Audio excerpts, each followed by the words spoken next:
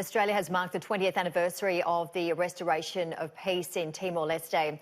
Australia led the international force to help stabilise the country in 1999. Veteran Affairs Minister Darren Chester travelled to the country for the commemoration and joins us now. Thanks for joining us, Minister. And it was a big time over there.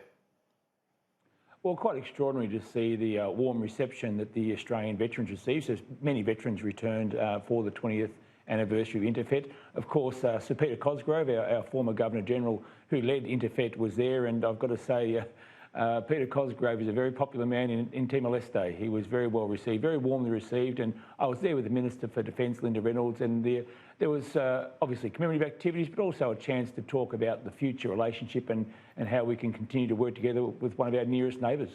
Darren, your visit also coincides with a month-long annual engineering and skills exercise between our two countries. Tell us about that.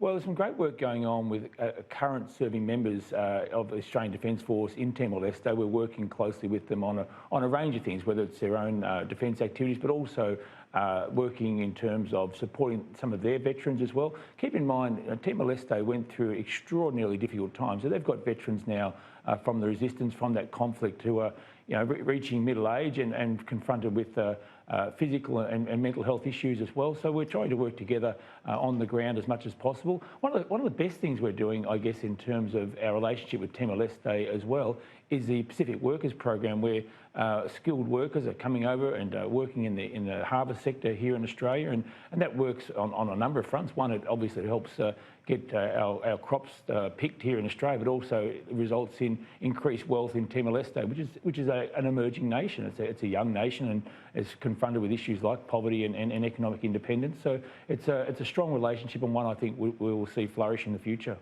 Of course, staying international and all the way to Washington DC, an extraordinary few days there with the Prime Minister being hosted by President Donald Trump. Well, I'm a bit like you. I'm watching it from afar, and the pictures have been extraordinary, seeing the Prime Minister in there in the Oval Office with the President.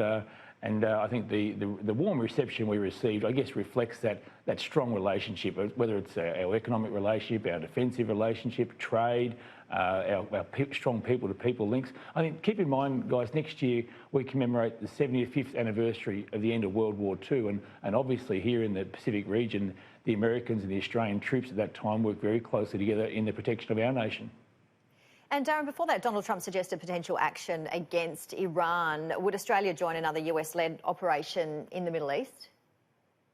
Well, I think the Prime Minister in his own comments made it very clear that we would always act in the national interest, and he indicated, I think, in his comments also about the need for restraint in these matters. And even the President in his comments indicated that the economic sanctions he was applying to Iran were intended to have the desired effect. So I think it's a long way off making... it's not appropriate for me to even make comments in that regard. It's the Prime Minister is over there, and he's obviously had discussions on a range of issues, some related to the space agency, some related to rare minerals, and also working on our trade relationship, making sure that strong relationship continues to flourish in the future. Now, the Prime Minister will be away for another week, but when he comes back, I think you're going to have Sia's song Titanium playing, because that's how he has been described by the US President, stepping it up from the Man of Steel.